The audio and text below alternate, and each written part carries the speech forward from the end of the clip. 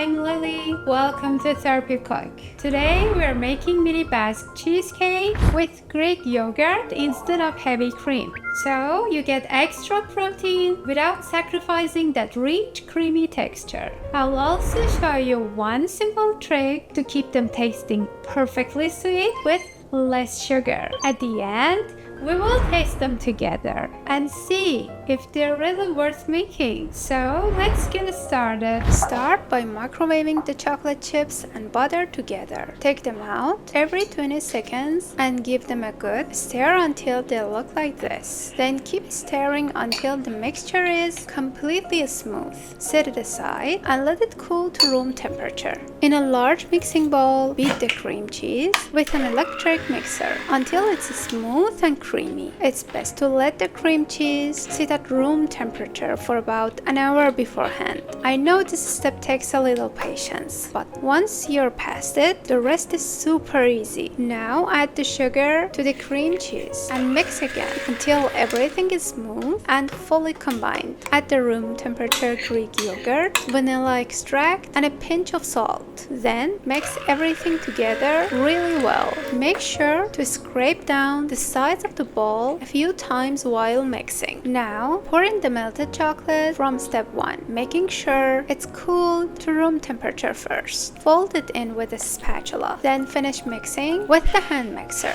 Quick side note, I've been loving this 3-in-1 hand blender lately. It saves me so much space in the kitchen. I'll leave a link in the description if you want to take a look. Now add the eggs one at a time. Mix after each egg before adding the next one. Just don't overmix. We're not trying to whip air into the eggs. Mix only until everything is fully incorporated. Sip the cocoa powder and cornstarch directly into the batter. If any cocoa gets stuck in the sieve, just press it through with the back of a spoon. Give everything one final mix with a spatula until the batter is smooth and uniform. For this recipe, I'm using a muffin pan. I like to shape a square pieces of parchment paper by wrapping them around the bottom of a glass, then pressing the folds in place with another glass before placing them into the muffin pan, like this. Watch one more time. It's quick, easy, and works perfectly. Now, it's time to fill the cups. Start by adding 1 heaping tablespoon of batter to each cup so they are all evenly portioned. Then go back and add the second spoonful. Since the batter is pretty thick and these cheesecakes won't rise much, you can fill them almost all the way to the top. Gently tap the pan on the counter a few times. Then give it a little shake so the batter settles evenly into the parchment cups. Bake them at 425 degrees Fahrenheit for about 17 minutes. Start checking them around the 15-minute mark, since every oven is a little different. While they're baking, I really appreciate it if you subscribe to the channel and turn on notifications, because I've got lots more recipes coming your way.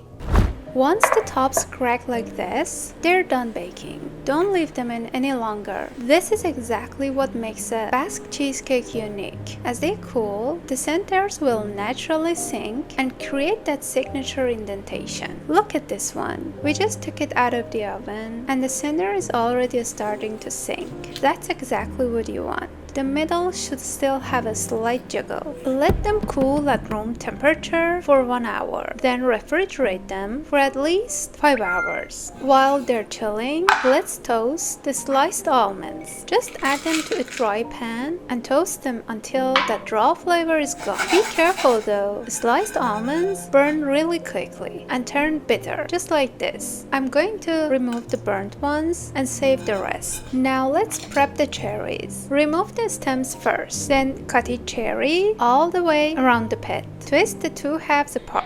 Use the tip of your knife to loosen the pit, then gently pop it out. Don't press too hard or you'll crush the cherry. Once you've pitted all the cherries, transfer them to the small frying pan. By the way, I really like this cookware set. The lid from the larger pot fits the small frying pan perfectly. I'll leave a link in the description. Cook the cherries over very low heat. just until they soften slightly and release some juice, like this. I don't add any sugar because I like to keep that fresh cherry flavor. Sugar makes them taste more like canned cherries, but if you prefer them sweeter, feel free to add some. Just don't cook them any longer than this. You want them soft, not mushy. Then set them aside to cool. For the ganache, I'm melting 100 grams of chocolate chips with 15 grams of coconut oil over a double boiler. I'm also using some leftover ganache from my chocolate crepe roll cake recipe. It's made with the exact same ratio, so I'm melting it together with the fresh batch instead of letting it go to waste. I'll link that recipe up here if you'd like to check it out. Once the ganache is completely melted, let it cool first, then transfer it to a sauce dispenser so it's easier to use. It scrapes right off the bowl with a spatula. Now you can take the cheesecakes out of the refrigerator. Mine chilled for 5 hours.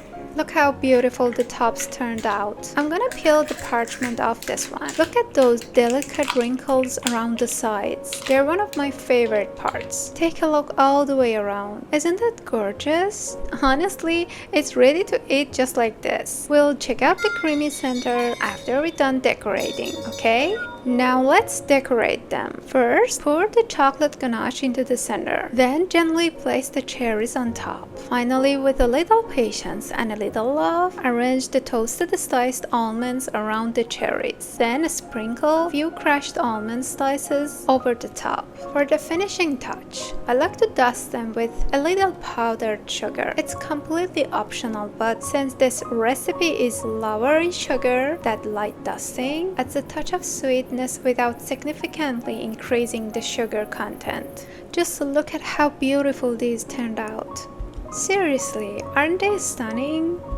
I'll add this recipe to my desserts playlist, so be sure to check out the rest of the desserts there too. I also poured the extra batter into a small loaf pan. Let's decorate that one really quickly. And then it's finally time for the taste test.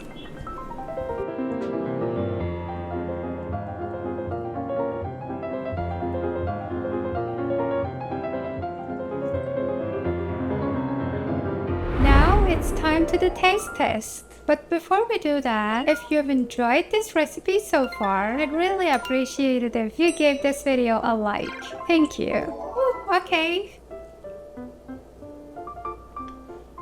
I can honestly say this is incredible. The cheesecake is unbelievably creamy, and the crunch of the toasted almonds adds the perfect contrast. And the combination of cherries, dark chocolate, and cream cheese comes together beautifully. You definitely have to give this a try. What do you think would make this even better? Let me know in the comments. I'd love to hear your ideas. In my next video, I'll share my go-to enriched dough recipe and show you exactly how to make these soft golden braided loaf from scratch. If that sounds like something you'd enjoy, I'd love to have you back. I'm really glad we got to spend this time together. Until next time, take care!